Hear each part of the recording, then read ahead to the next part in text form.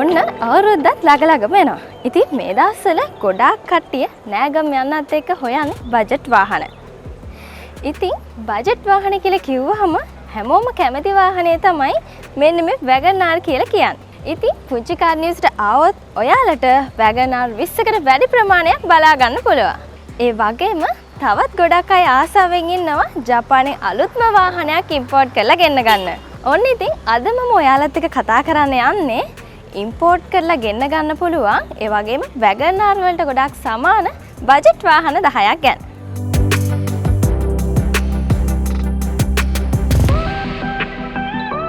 මම දැන් ඉන්නේ පුංචි කාර් නිවසේ ආනයන කාර්යාලය තුල.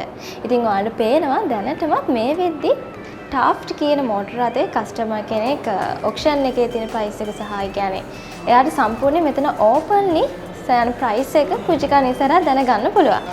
ඔන්න ඉතින් දැන් අපිත් එක්ක ඉන්නවා පුංචි කාර් නිවසේ ආනයන නිලධාරී මිස්ටර් තීක්ෂණ. අපිට චුට්ටක් කියන්න පුළුවන්ද WagonR වලට සමාන ඉම්පෝර්ට් කරගන්න පුළුවන් වාහන මොනවාද කියලා? දැන් ලංකාවේ ගොඩක් අය හිතන් ඉන්නේ බජට් වාහන විදියට WagonR එක විතරයි ඒ රේන්ජ් එකේ තියෙන්නේ කියලා. ඒ වුණාට WagonR එක වගේ තව වාහන ගොඩක් තියෙනවා. වාහන 10කට වැඩිය තියෙනවා. එතකොට මම උදාහරණයක් විදියට කිව්වොත් WagonR එක ලගින්ම යන ගොඩක් ලස්සන ලංකාවට අලුත් වාහනයක් තියෙනවා Daihatsu Taft කියලා. Taft කියන වාහනේ අපිට ගන්න පුළුවන් ලක්ෂ 80ට හොඳ මයිලේජ් එක අඩු එකක් ගන්න පුළුවන් ලක්ෂ 85කට විතර. ඒ වගේ තියෙන Mitsubishi එකේ EKX කියලා එකක්. ඒකත් ලංකාවට පළවෙනි වතාවට එන්නේ. හරිම ලස්සන වාහනයක් WagonR එක වගේ හරිම ලස්සන උරුබුටි හැඩතල තියෙන ඒ වාහනෙත් අපිට ගන්න පුළුවන් ලක්ෂ 80 83ට වගේ. ඊට පස්සේ ආයෙ තියෙනවා Nissan එකේ Nissan Days කියලා වාහනයක්. ඊට පස්සේ අපි තව ටිකක් ප්‍රයිස් එක අඩු පැත්තට යනවා නම් කියන්නේ ලක්ෂ 70කට වගේ ඒ වගේ WagonR FX එකත් එක්ක වගේ ළඟින් යන වාහන ගත්තොත් අපිට තියෙනවා Suzuki එකේ Alto එක. Suzuki Alto දැන් හයිබ්‍රිඩ් වාහනයක් වෙනවා. ඒකත් හරි ලස්සනයි. ගොඩක් හොඳ ෆිනිෂ් එකක් තියෙන වාහනයක්. ඊට පස්සේ ඒ වගේම තියෙනවා Daihatsu එකේ Mira කියලා එකක්. ඒත් ඒ වගේ වාහන ගොඩක් තියෙනවා. දැන් WagonR වලට සමාන තව මොනවද වාහන තියෙන්නේ? WagonR වලට සමාන තව වාහන ගත්තොත් අපිට තියෙනවා Honda එකේ තියෙන N-Box and N-Wagon කියලා දෙකක්. ඊට පස්සේ ආයෙ තියෙනවා Daihatsu එකේ Move කියලා එකක් තියෙනවා. ඊට පස්සේ තව තියෙනවා Mazda එකේ Flare කියලා එකක් තියෙනවා. ඊට පස්සේ Mazda එකේ Carol කියලා එකක් තියෙනවා. ඔය වගේ වාහන කීපයක්ම තියෙනවා ඒ රේන්ජ් එක යන. එතකොට දැන් මේ කියපු වාහන ටිකෙන් Daihatsu Mira එකයි ඊට පස්සේ Suzuki Alto එකයි Mazda එකේ Carol කියන වාහන බොඩි ටයිප් එකෙන් බැලුවොත් එක වගේ තියෙන වාහන තුනක්. තීක්ෂණ දැන් මේ කස්ටමර් කෙනෙක්ට හිතනවා කියනකොට අපෙන් වාහනයක් ඉම්පෝර්ට් කරගන්න. එතකොට කොහොමද ප්‍රොසීජර් එක වෙන්නේ? ඕකේ ප්‍රොසීජර් එක වෙන්නේ දැන් වාහනයක් ඉම්පෝර්ට් කරන්න ආවට පස්සේ විදි දෙකකට ඉම්පෝර්ට් කරගන්න පුළුවන්. දැන් සමහර කස්ටමර්ස්ලා ඉන්නවා එයාලම LC ඕපන් කරලා කරගන්න කැමති අය. එතකොට එහෙම කරන අයට අපි සම්පූර්ණ සර්විස් එක කරලා දෙනවා. එතකොට LC ඕපන් කරන්න ගියාමත් ලොකු ඩොකියුමන්ට්ස් වල තියෙන ඩොකියුමන්ටරි බර්ඩන් එක ඇත්තටම ලොකුවට තියෙනවා. එතකොට ඒ වගේම LC ඕපන් කරලා ඉවරලා ඊට පස්සේ ඩොකියුමන්ට්ස් රිලීස් කරගන්න ඕනේ. ඊට පස්සේ ටැක්ස් එක ගෙවන්න ඕනේ. ඊට පස්සේ ශ්‍රී ලංකා කස්ටම්ස් රෙජිස්ටර් වෙන්න ඕනේ. ඊට පස්සේ ටෙම්පරරි වැට් එකක් ගන්න ඕනේ. ඔහොම ගොඩාක් දේවල් ටිකක් තියෙනවා කරන්න. නීතිමය පැත්තෙන් කෙරෙන්න ඕනේ දේවල්. එතකොට දැන් ඒ හැම දෙයක්ම අපි මෙතන කරලා දෙනවා කස්ටමර්ට. ඒ කියන්නේ කස්ටමර්ට කොහෙවත් රස්සියාදු වෙන්න ඕනේ නැහැ. මෙහෙට පළවෙනි දවසේ ආවට පස්සේ LC ડોකියුමන්ට්ස් වලට ඔක්කොටම සයින් කරන්න පුළුවන්. එතනින් එහාට හැම වැඩක්ම අපි කස්ටමර් වෙනුවෙන් කරලා දෙනවා. එතකොට අපි එතන සර්විස් ප්‍රොවයිඩර් කෙනෙක් විදිහට තමයි ඉම්පෝර්ට් එක කරලා දෙන්නේ. එතකොට මේ කස්ටමර්ට එන්න ඕනේ පුංචි කාර් නිවසට විතරයි. ඔව් පුංචි කාර් නිවසට විතරයි එන්නේ. අනිත් හැම එකක්ම ආයතන කීපයක් මෙතෙන්ට සම්බන්ධ වෙනවා. ඒ වුණාට හැම ආයතනයකටම කස්ටමර් යන්න ඕනේ නැහැ. එන්න ඕනේ මෙතෙන්ට විතරයි. අනිත් හැමදේම අපි කරලා දෙනවා. එතකොට එහෙම යනවා නම් දැන් ඒක ඇත්තටම කස්ටමර්ට පහසුයි. පහසු වුණාට කස්ටමර්ගේ නමින් තමයි හැමදේම වෙන්නේ. ඒතකොට කස්ටමර්ට ටින් එකක් තියෙන්න ඕනි. ඊට පස්සේ ටැක්ස් එක ගෙවන්න ඕනේ කස්ටමර්, LC ඕපන් කරන්න ඕනේ කස්ටමර්. ඒ ඔක්කොම කස්ටමර් කරන්න ඕනි. හැබැයි අපි ඒක කරලා දෙනවා. එතකොට ඕ වගේ එකකදී self importing route එක කියලා අපි ඒකට කියන්නේ. එතකොට ඒ පැත්තෙන් යනවා නම් advance payment එක විතර ලක්ෂ 6ක් කරලා ඊට පස්සේ අපිට වාහනේ ගන්න සති දෙකක් වගේ යනවා. දවස් 10ක් දවස් 14ක් ඇතුළත අපි අනිවාර්යයෙන්ම වාහනේ ගන්නවා. ඊට පස්සේ වාහනේ ගත්තට පස්සේ කස්ටමර්ගේ නමේ LC අපි ඕපන් කරනවා. එතකොට එතනදී කස්ටමර්ට සල්ලි තියෙන්න ඕනේ වාහනේ CIF value එක බැංක් account එකේ තියෙන්න ඕනේ. එතකොට LC open කරලා වාහනේ කොහොමත් සති 6ක් වගේ ඇතුළත 6ත් 8ත් අතර කාලෙදී ලංකාවට එනවා. ඊට පස්සේ ටැක්ස් එක ගෙවන එක. එතකොට එතනදී අපි කස්ටමර්ට ඒක ඇඩ්වයිස් කරනවා කොච්චරක් ගෙවන්න ඕනේද කියලා. ඊට පස්සේ මේ විදිහට වැඩේ කරගෙන යන්න පුළුවන්. ඔය වගේම තවත් ලේසි පාරක් තියෙනවා. දැන් සමහර කස්ටමර්ස්ලා ඉන්නවා LC අරින එක ඊට පස්සේ ඔය වැඩ එයාලට හරි කරදරයක්. ඒක එයාලා ඔළුවේ තියාගෙන ඉන්න එපා. අපි කරලා දුන්නාට එයාලා ඒක ඔළුවේ තියාගෙන ඉන්න. ඉතින් ඒකට විසඳුමක් විදිහට අපි මෙතන තව රවුට් එකක් හදලා තියෙනවා. අපි ඉම්පෝට් කරලා දෙනවා අපේ නම.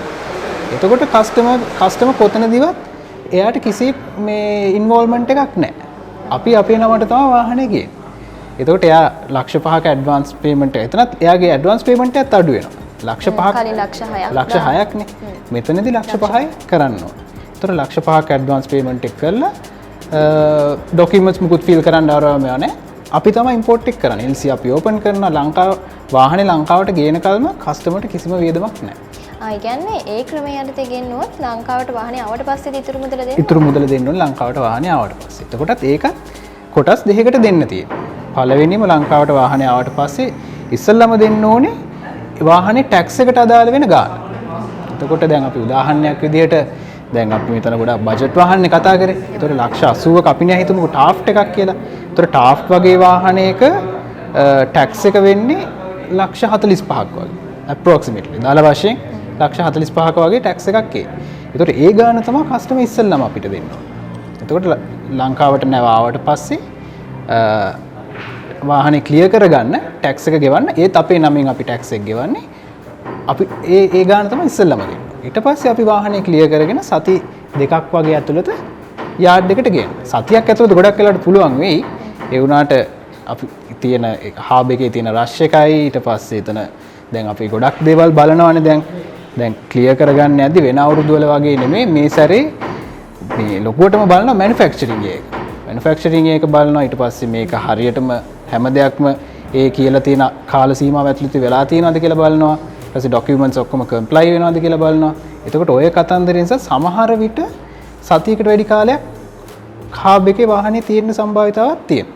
එහෙම බැරි වෙලාවකවත් තුනොත් පොඩි ඩෙමරේජ් එකක් ගෙවන්න සිද්ධ වෙනවා. එතකොට ඒක වෙන්නත් පුළුවන් නොවෙන්නත් පුළුවන්. හැබැයි ඒ තත්ත්වය තමයි දැන් තියෙන්නේ.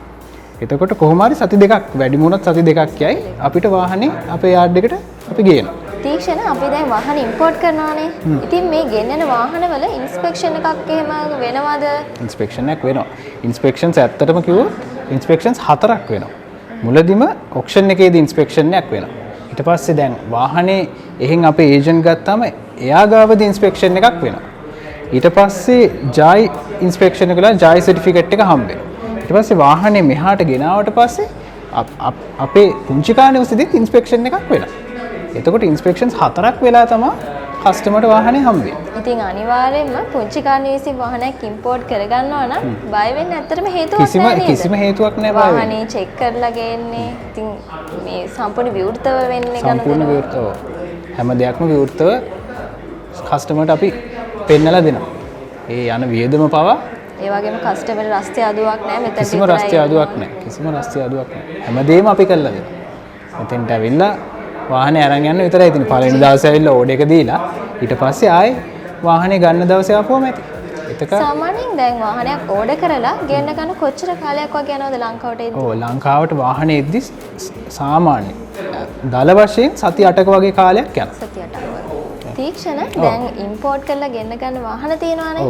මේවේ කොහොමද කන්ඩිෂන් එක? ඒ කියන්නේ ඔක්ෂන් ග්‍රේඩ් එක මොන වගේවද ගෙන්නන්නේ? ඔව් ඔක්ෂන් ග්‍රේඩ් එක අපි පුංචි කාණිවසේ ගෙන්නන්නේ ඔක්ෂන් ග්‍රේඩ් 4.5 සහ ඊට උඩ තියෙන වාහන.